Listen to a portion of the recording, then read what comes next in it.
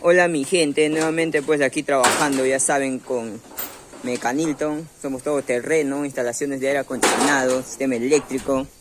Pues aquí estamos agarrando una chamba, ya saben, más que la chamba del estado, mi gente. Estoy con mi ayudante estrella aquí. Claro, ya agarrando experiencia.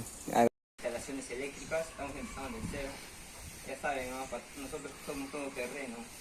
Vamos a instalar como aire acondicionado. Donde que hace calor va a ser frío. Donde que hace frío es calor. Ya saben, mi gente. Y así como ustedes ven. De hecho, esto es para que no se malogre la mano, pues. Claro, con todo y seguro. Bien seguro en la tierra. Ya saben.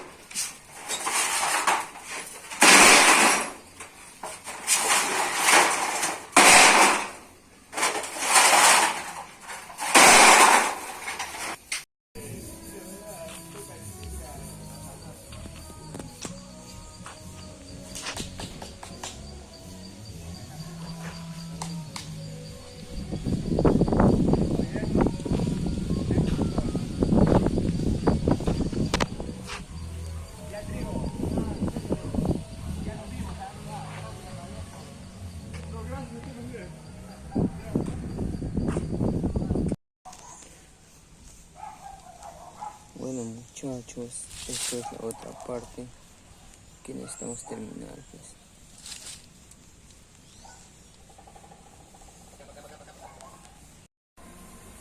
Esto culminamos nuestro trabajo que nos ha durado un día completito, mi gentita linda. Todo good, todo bien cerrado.